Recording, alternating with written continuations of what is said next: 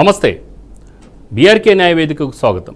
Court ఫీజులు lawyer ఖర్చులు పెట్టుకోలేని పరిస్థితిలో పేద ప్రజలు ఉంటారు. వారి కోసం ఖర్చు లేకుండా న్యాయ సహాయం చేయాలనే మంచి ఆలోచనతో చేపట్టిందే బీఆర్కే న్యాయవేదిక. న్యాయవేదిక ఫోన్ ఇన్ కార్యక్రమానికి స్వాగతం. ఈరోజు అంశం సామాన్యుల పట్ల పోలీసుల నిర్లక్ష్యం.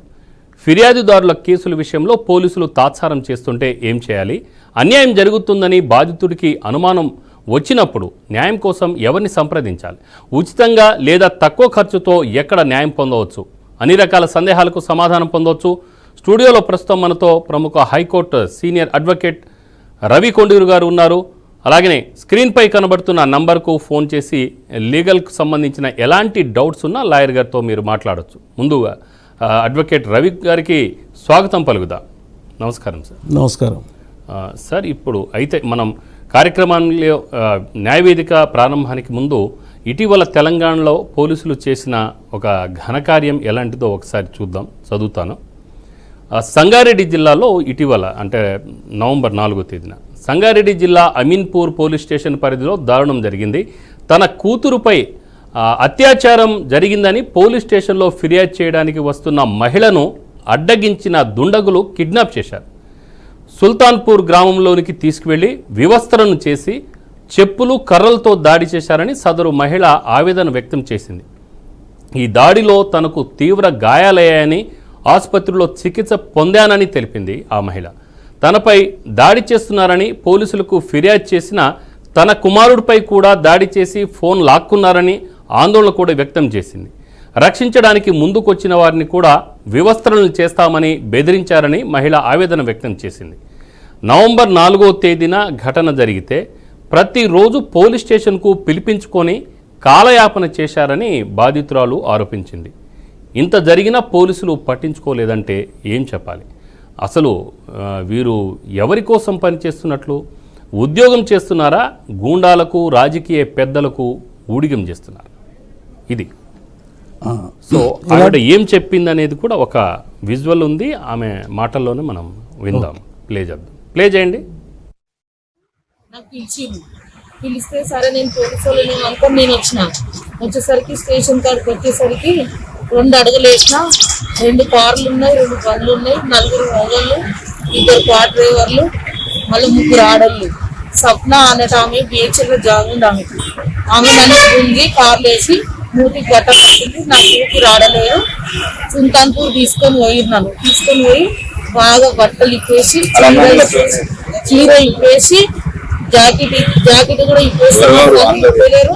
చీర ఇప్పేసి ఇష్టం వస్తున్నట్టు కట్టిరు. గిరిబాబు 1, వినోద్ బాబు 2, నరేష్ బాబు 3, ఆనంద్ బాబును కొట్టమంటే ఆనంద్ బాబు కొట్టలేరు. స్వప్న ఇష్టం వచ్చినట్టు కొట్టింది. బట్టలు ఇవ్వకున్నది. కారం పొడి కోసి కొడదాం దీన్ని అని అన్నారు. ఇష్టం వచ్చినట్టు కొట్టి అది చాకరమెట్ల గుడి అంట సార్, నాకు తెలియదు. చాకరమెట్ల గుడి ఇక్కడ నర్సపూర్ అంట వాళ్ళు అంటున్నారు. నా మీద నర్సపూర్ చాకరమెట్ల గుడి దగ్గరికి తీసుకోవడం తిని కార్ డోర్ తీయిరి.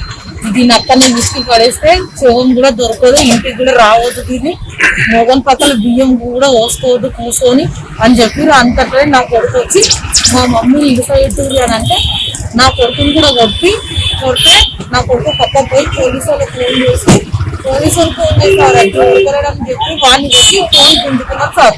అంతట్లోనే పోలీసు వాళ్ళు వచ్చేసరికి పోలీసు వాళ్ళు వచ్చిన చీరవాడొచ్చి సార్. అప్పటిదాకా చీరవాడేది. నన్ను రైట్ సార్, విన్నారు కదా. అంటే ఒక మహిళకు, అంటే సామాన్య మహిళ, మనం కమ్యూనిటీ పరంగా చూస్తే మరి ఏ కమ్యూనిటీ అనేది అక్కడ మనకు ప్రస్తావన లేదు, ప్రస్తావన వద్దు కూడా. బట్ ఒక మహిళ, ఒక సామాన్యురాలు, గ్రామీణ ప్రాంతానికి సంబంధించిన ఒక మహిళకు వాళ్ళ కూతుర్ని అత్యాచారం చేయబోయారని చెప్పేసి కంప్లైంట్ ఇవ్వబోతే చేసిన వ్యక్తులే అటకాయించి ఆమెను పట్టుకెళ్ళి వివస్త్రం చేసి బెదిరించి రకరకాలుగా హింస పెడితే వాళ్ళు ఫిర్యాదు చేసినా కూడా పోలీసులు పట్టించుకోలేదు, తాత్సారం చేశారు. రోజు పోలీస్ స్టేషన్కి పిలిపించుకుంటున్నారు కానీ ఎటువంటి కేసులు మాత్రం ఫైల్ చేయలేదు. సో ఇలాంటి పోలీసుల్ని ఏమనాలి, ఎలాంటి చర్యలు తీసుకోవాలి? రామారావు గారు, ఇట్లాంటి సంఘటనలు ఎక్కడో ఒకడ జరుగుతూనే ఉన్నాయి. ఎంత పటిష్టమైన చట్టాలు వచ్చినప్పటికీ ఇలాంటి ఫిర్యాదు తీసుకుపోవడానికి కారణం ఏంటంటే అక్కడ ఉన్నటువంటి ఏ వ్యక్తి అయితే ఈ దారుణానికి పాల్పడిందో అతని గూండాగిరి కానీ లేదా ఫైనాన్షియల్ స్టేటస్ కానీ పొలిటికల్ స్టేటస్ కానీ అతనికి ఆల్రెడీ పోలీస్ స్టేషన్లో ఉన్న సత్సంబంధం ఉండడం వల్ల కానీ ఇట్లాంటి ధైర్యం పోలీసులు నాకు అనుకున్నారు, ఎలాంటి కేసు నా మీద రిజిస్టర్ చేయరు, నాకు ఆ పరపతి ఉంది అనుకున్న వాళ్ళే ఇట్లాంటి సంఘటనలు పాల్పడుతుంటారు. ఇట్లా కొన్ని రాష్ట్రంలో చాలా మంది పోలీస్ స్టేషన్లో ఇట్లాంటి రాజకీయ నాయకులకు కానీ లోకల్ గుండాలకు కానీ ఫైనాన్షియల్ ఉన్న వాళ్ళ పరపతి కొనసాగుతుంది. ఇట్లా కొనసాగినప్పుడే ఈ బాధితురాలు ఫిర్యాదులు ఇచ్చినప్పటికీ పట్టించుకోకపోవడం జరుగుతుంది.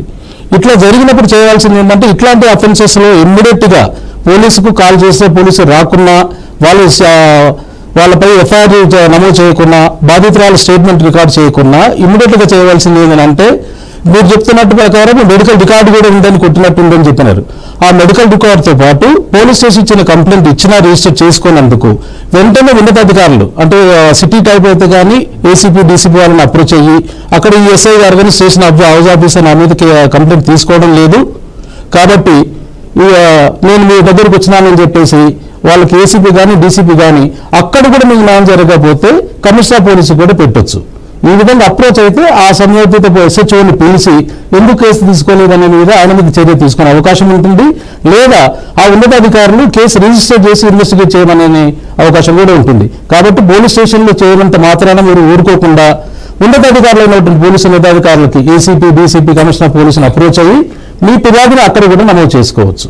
అంటే సార్ ఇప్పుడు మీ అనుభవంలో మీరు చాలా ఈవెన్ గతంలో మీరు జర్నలిస్ట్గా కూడా పనిచేశారు, ఒక లీగల్ కరస్పాండెంట్గా ఎన్నో ఏళ్ల నుంచి మీరు అడ్వకేట్గా ఉన్నారు. మీ అనుభవంలో మీ దృష్టి ఎదుట ఇలాంటి కేసులు అంటే ఒక మహిళ వచ్చి నన్ను వివస్త్రం చేశారయ్యా అని చెప్పేసి చెప్పుకోగలుగుతారు, అంటే అబద్ధం చెప్పగలుగుతారు ఎవరైనా? సో ఒక మహిళ అనేది ఒక తల్లిగా, ఒక చెల్లిగా, ఒక అక్కగా ఆమెను చూసినప్పుడు మనము అసలు ఆ మాట నన్ను వివస్త్రం చేశారు అనే మాట ఎన్నడూ కూడా చెప్పే పరిస్థితి రాదు. ఎన్నడూ కూడా అసలు అబద్ధం కూడా మాట్లాడలేరు. ఈవెన్ ఎన్ని లక్షలు ఇచ్చినా కూడా చేయలేదు. మన భారతీయ సాంప్రదాయం ప్రకారము ఏ మహిళ అయినా శీలం పోతే ప్రాణం పోతుంది అనే నానుడి ఉంది మనకి. అట్లాంటి మహిళలు తనపై జరిగినటువంటి వివస్త్ర చేశారని, నా మీద అఘాయిత్యాన్ని పాల్పడ్డారని ఊరికి ఏ వనిత కూడా ఎలాంటి ఆశాభావాదైనప్పటికీ కూడా తన శీలానికి సంబంధించినట్టు కానీ తనపై అఘాత్యం జరిగిన తప్పుడు కంప్లైంట్ ఇవ్వడం అనేది మన సాంప్రదాయం లేదు, ఉండదు. ఎట్టి పరిస్థితుల్లో దాడి జరగని ఏ మహిళ కూడా ఇట్లాంటి ఆరోపణలతోటి పోలీస్ స్టేషన్లకు వెళ్ళడం కానీ సమాజంలో పబ్లిసిటీ చేసుకోవడం కానీ జరగదు. రైట్ సార్, ఒక కాలర్ ఉన్నారు, రాజమణి గారు ఖమ్మం నుంచి. నమస్కారం రాజమణి గారు. సార్ నమస్తే సార్. నమస్కారం. నమస్కారం అమ్మా. సార్ నేను ఒకరి దగ్గర ఒక 3 lakhs అప్పు తీసుకున్నాను సార్. అప్పు తీసుకున్నారు? అయితే వడ్డీ 5 రూపాయలు చొప్పున సార్ రెగ్యులర్ గా పే చేసుకుంటూ 3 సంవత్సరాలు వచ్చినాయి సార్. తర్వాత ఈ హెల్త్ ప్రాబ్లం వచ్చి సార్ ఒక 700 నెలల నుండి కట్టలేకపోతున్నాం సార్. కొంచెం టైం ఏమన్నా అడిగితే బాగా వసూలు చేస్తున్నారు సార్. అంటే ఎవరిని ఎట్లా సంప్రదించాలో ఒకసారి చెప్తారా సార్ నాకు? ఇప్పుడు మీరు ఏదైతే ఫైనాన్స్ ఆయన డబ్బు తీసుకుని అధిక మొత్తంలో వడ్డీకి తీసుకొని మీరు పే చేయకపోతే ఆయన మిమ్మల్ని ఇబ్బంది పెడుతున్నట్లయితే అప్పు తీసుకున్నది తిరిగి ఇవ్వడం అనేది మీ పద్ధతి అయినప్పటికీ అవి వసూలు చేసుకునే పద్ధతులు ఉంటాయి.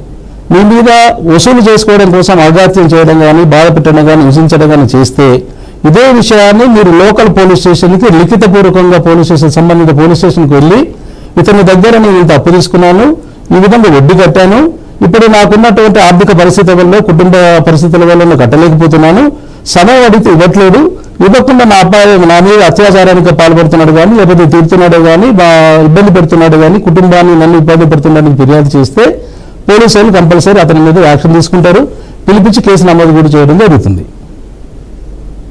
రైట్. అంటే ఏమైనా మీరు హామీ ఇచ్చారండి, షూరిటీ ఏమైనా పెట్టారా? తీసుకున్నారు సార్, మా దగ్గర ప్రామిసరీ నోటు తీసుకున్నారు, ఒక చెక్ తీసుకున్నారు. ఇట్లాంటి పరిస్థితులు ఏమవుతుందామంటే అతనికి మీరు తిరిగి చెల్లిస్తారనే గ్యారంటీకి ప్రామిసరీ నోటు కూడా చెక్ కూడా తీసుకున్నారు. ఆ ప్రామిసరీ నోటు చెక్కు అతని దగ్గర ఉన్నాయి కాబట్టి మీరు ఇవ్వని పక్షంలో, మీరు ఇవ్వలేని పరీక్షల్లో మీరు ఆయన ఏదైనా మీపైన యాక్షన్ తీసుకోవాలంటే సివిల్ కోర్టును అప్పగించవలసి ఉంటుందే తప్ప మీపైన అఘాత్యం కానీ, మిమ్మల్ని తిట్టడం కానీ, మిమ్మల్ని భయపెట్టడం కానీ జరగద్దు, అది ఇల్లీగల్.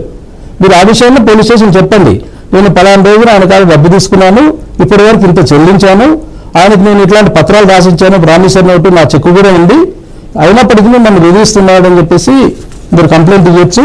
ఆయనకున్నటువంటి ఒకే ఒక మార్గం, మీరు చెల్లించినట్లయితే సివిల్ కోర్టు కానీ చెక్ బౌన్స్ కేసు కానీ మీ మీద వేయొచ్చు తప్ప మీరు వ్యక్తిగతంగా మిమ్మల్ని దూషించడానికి, మిమ్మల్ని బెదిరించడం కానీ చట్ట వ్యతిరేకం.